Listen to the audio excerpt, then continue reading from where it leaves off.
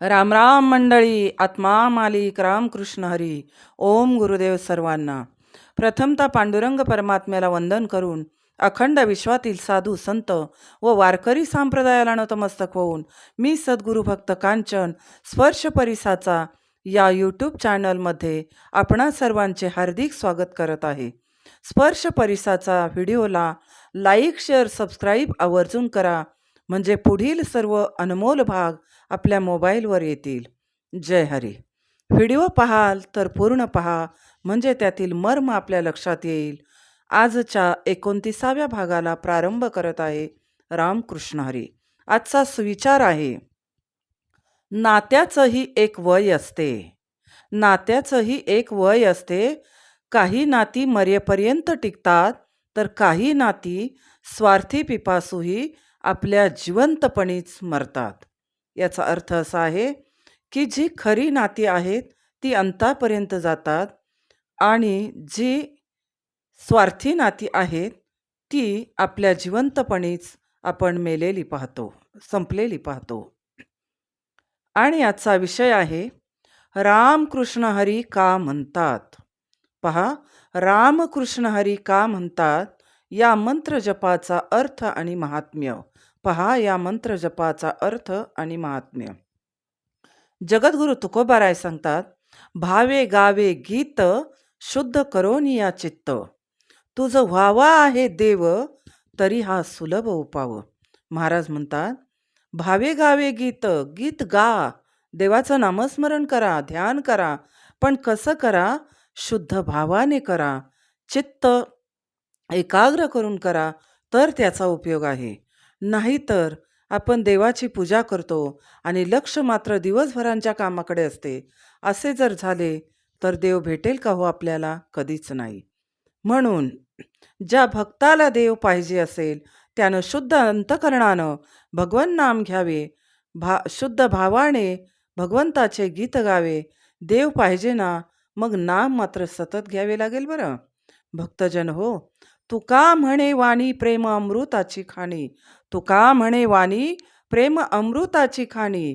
भगवंताचे नाम वाणीतील सर्व दोष टाळून गेले पाहिजे असं घ्यावं.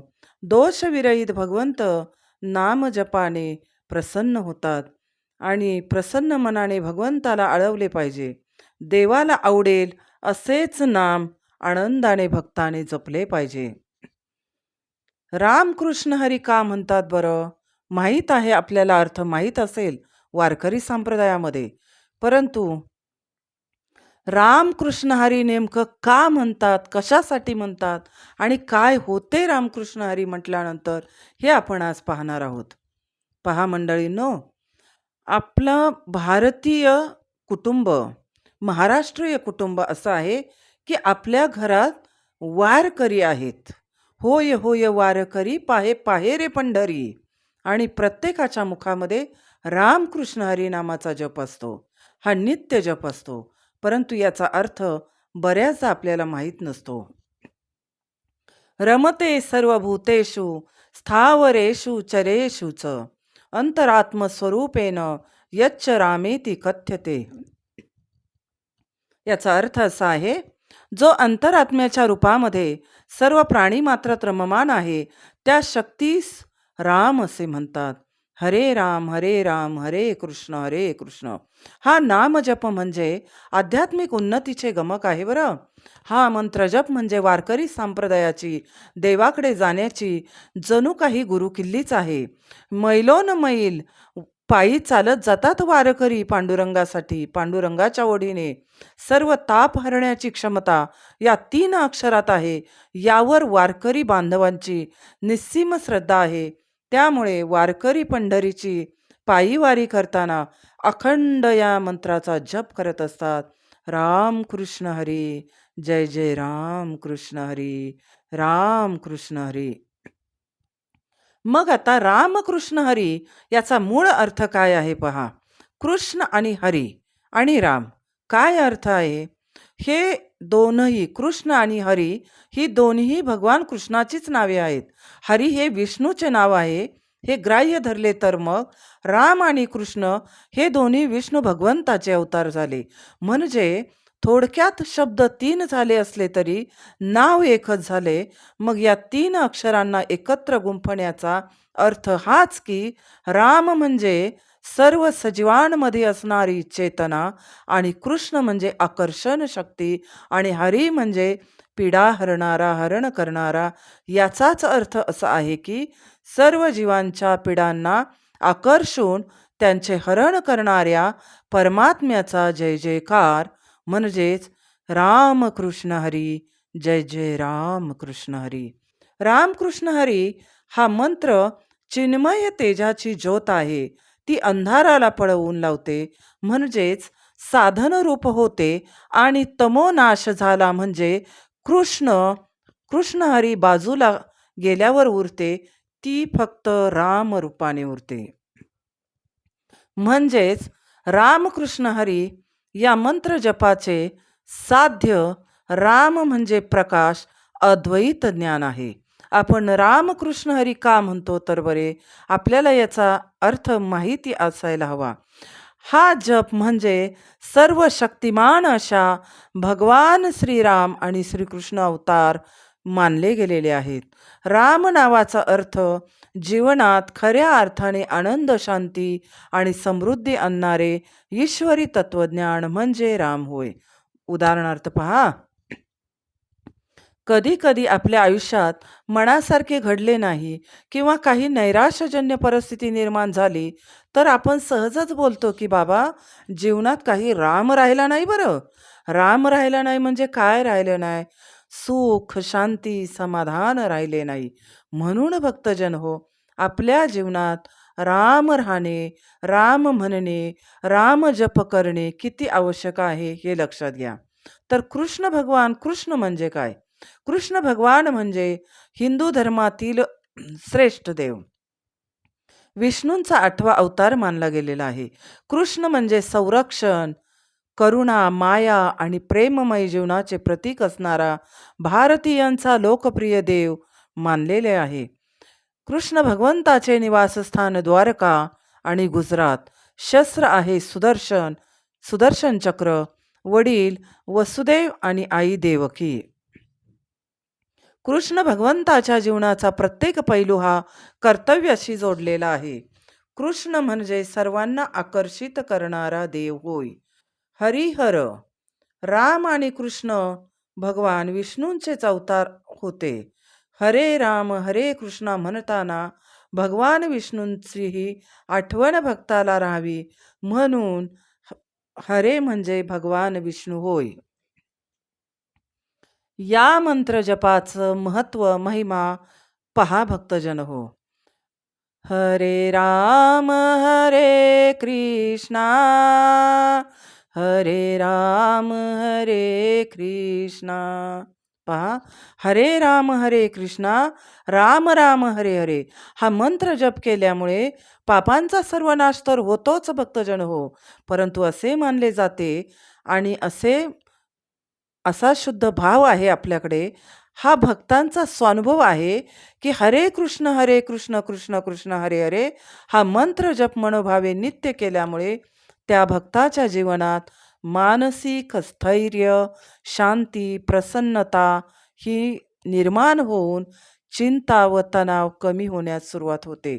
कारण या जपाचा प्रभाव मस्तिष्कावर सकारात्मक पडतो व साधक या मंत्र साधनेमुळे आपले मन नियंत्रित करू शकतो, मनावर कंट्रोल करू शकतो.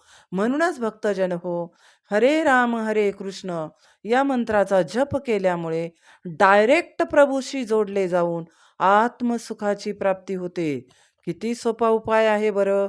भावे गावे गीत, तसा हा भावानं तुम्ही मंत्र जपा, म्हणा, अंतरात्म्यामध्ये त्याचं चिंतन करा.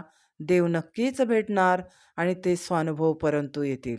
व ब्रह्मांडाच्या पहा, प्रभूशी जोडले जाऊन आत्मसुखाची प्राप्ती होते व ब्रह्मांडाच्या सर्वोच्च शक्तीला साधक जोडला जाऊन मोक्ष प्राप्तीसाठीही सहाय्यक होता येते या मंत्र साधनेमुळे. ज्ञानोबारायांनी ज्ञानेश्वरीच्या 16व्या अध्यायामध्ये काम, क्रोध, लोभ जिथे आहे तिथे दुःखच मिळते, दुःखाचीच प्राप्ती होते असे सांगितलेले आहे. मग ते दुःखाचेच धनी होतात. मग पुराणामध्ये, शास्त्रामध्ये तसेच सर्व साधू संतांनी यापासून दूर राहण्यास सांगून दुसऱ्या 3 गोष्टींना मनात, आचरणात, भक्तीत आणण्यास सांगितले. आणि दुसऱ्या त्या 3 गोष्टींना आपण मनात, भक्ताने जर जागा दिली, तर आपण दुःखाच्या खाईतून सुखाच्या राशीकडे नक्कीच आपले परिवर्तन होईल. मग आधीचे 3 शब्द कोणते आहेत पहा? काम, क्रोध, लोभ. आणि या उलट मनाला सुख शांती लाभण्यासाठी नंतरचे 3 शब्द कोणते आहेत पहा? राम, कृष्ण, हरी. या नामाला हृदयात जागा द्यावी असे भगवंताने सांगितलेले आहे, असे माऊलींनी सांगितलेले आहे 16व्या अध्यायामध्ये. रामकृष्ण हरी विठ्ठल केशवा मंत्र जपावा सर्व काळ. उठता बसता कामातही या नामाचा जप करावा. मग काय होईल बरं? तुकोबाराय सांगतात की काम, क्रोध, लोभ निमाले ठाईची अवघी आनंदाची सृष्टी झाली. काम, क्रोध, लोभ निमाले ठाईची अवघी आनंदाची सृष्टी झाली. म्हणजेच आपल्यातून काम, क्रोध, लोभ जर निवृत्त होऊ लागले तर तसतशी ती जागा आनंदाने, उत्साहाने, सुखाने व्यापलेली आपणास अनुभव असेल. कारण ही 3 अक्षरे म्हणजे 3 दिव्य बीज मंत्र आहे. राम आणि कृष्ण ही स्वतः देवाची नावे आहेत आणि हरी म्हणजे साक्षात भगवंताचे चैतन्यमय, आनंदमय, स्वानुभव असे स्वरूप शक्ती आहे. चैतन्यमय हे स्वरूप पाहण्यासाठी, अनुभवण्यासाठी आणि भक्ताला देवाची भेट करण्यासाठी रामकृष्ण हरी हा मंत्र जपणे फार गरजेचे आहे भक्तजन हो. कली संत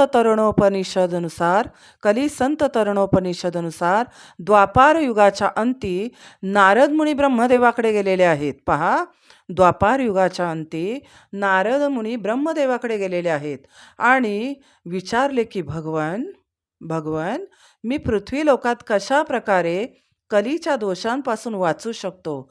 यावर ब्रह्मदेवाने सांगितले की भगवान आदिनारायणाच्या नामाचे उच्चारण केल्याने मनुष्य कलीच्या दोषातून मुक्त होऊ शकतो.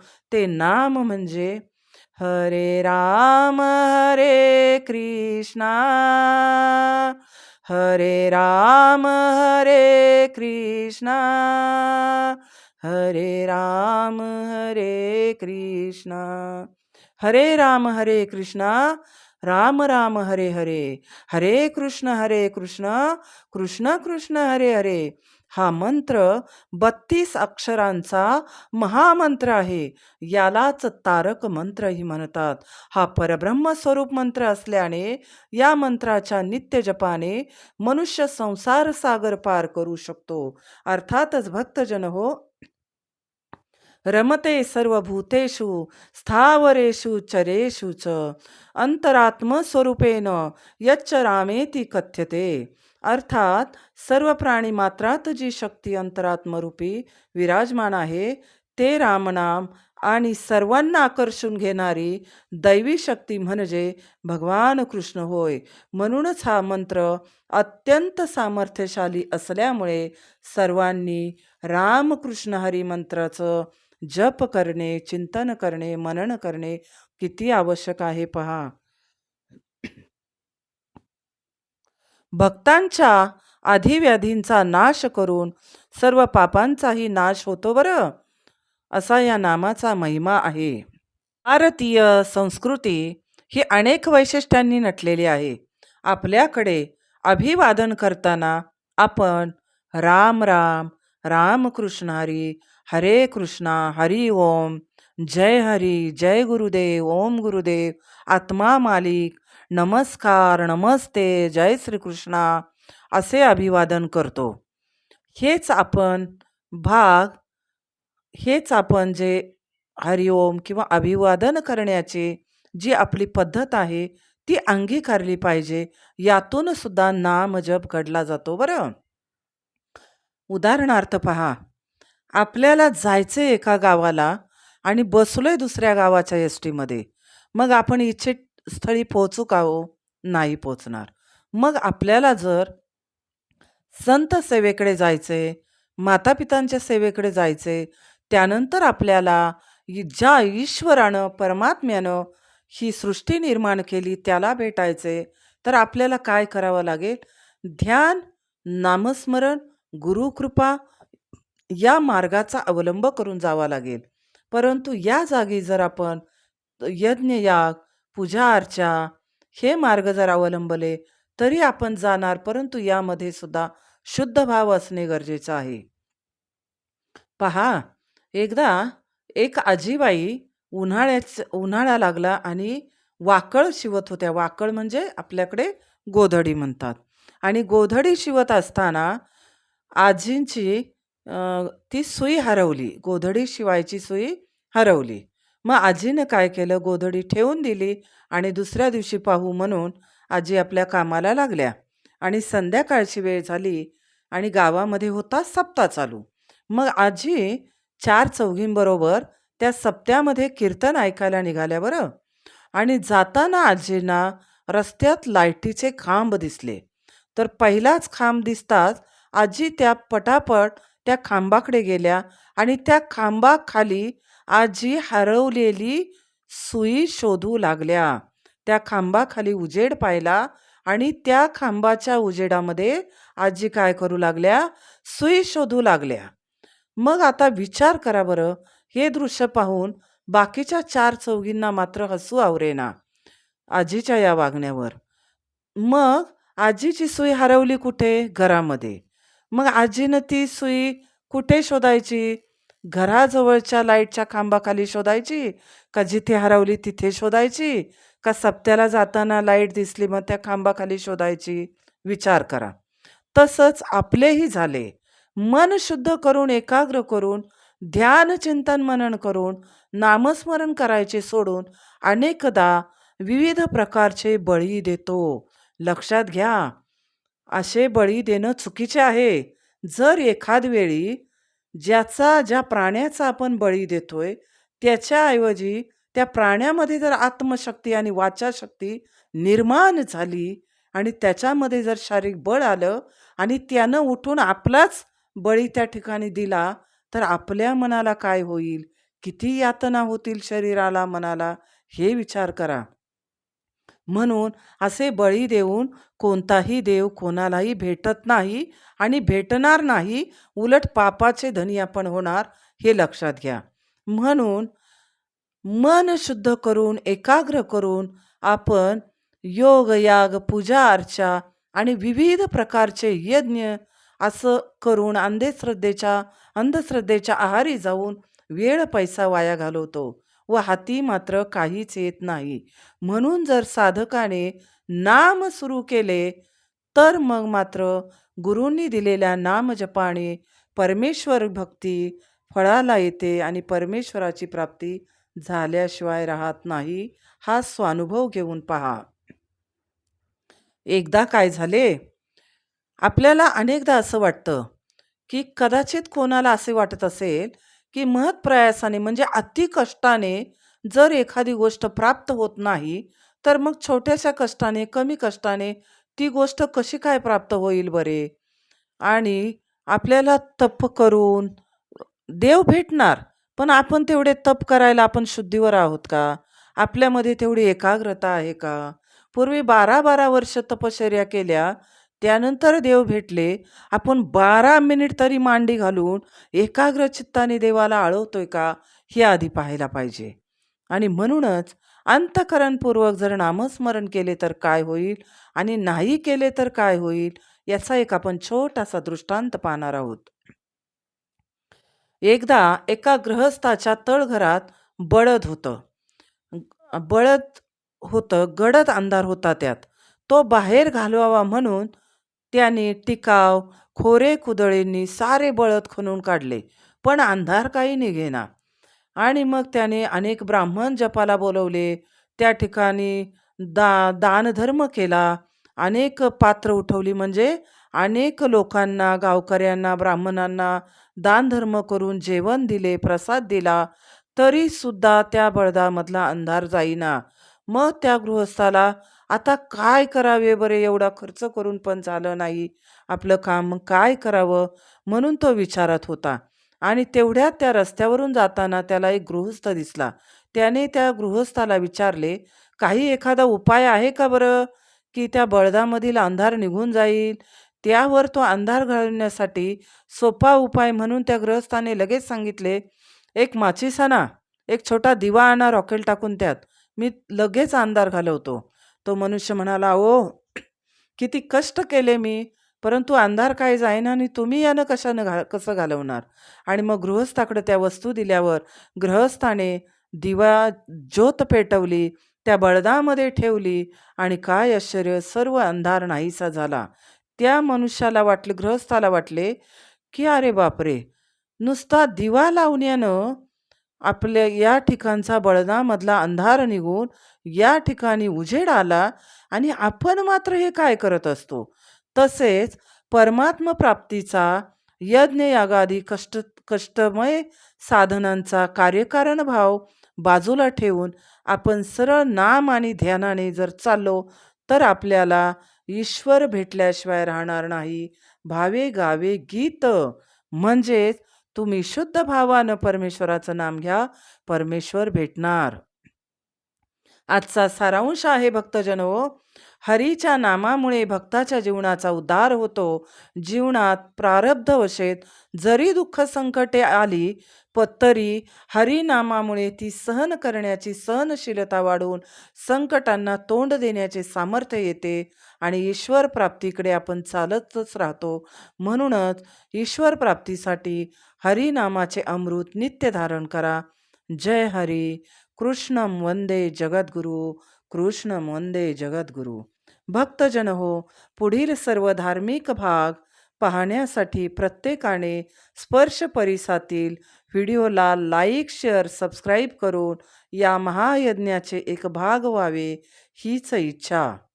आजचा 29वा भागही आपण पूर्ण पाहिल्याबद्दल धन्यवाद. सर्व सदस्यांना आत्मवंदन. नवीन येणाऱ्या सदस्यांचे हार्दिक स्वागत. आणि कृपा करून आपण व्हिडिओ कोणत्या गावातून, कोणत्या जिल्ह्यातून, कोणत्या शहरातून पाहत आहात, मला जर कल्पना दिली तर आनंद वाटेल आणि अजून नवीन विषय मी आपणासाठी घेऊन येईल. नक्कीच मला सांगा आपण व्हिडिओ कुठून पाहत आहात. धन्यवाद. आत्मा मालिक. जय शिवराय. जय जिजामाता. कृष्णं वंदे जगद्गुरु. जय हिंद, जय भारत, जय महाराष्ट्र. राम कृष्ण हरी. राम कृष्ण हरी. राम कृष्ण हरी.